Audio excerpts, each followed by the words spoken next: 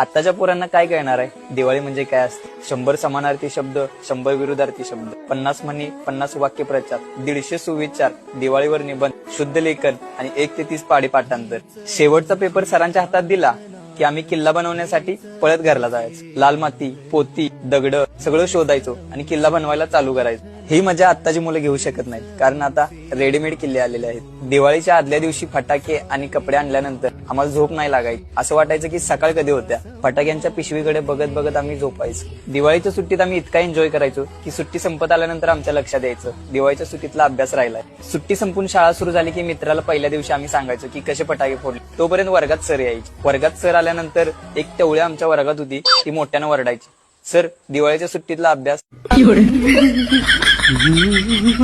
आणि ती स्टीलची पट्टी पण घेऊन यायची.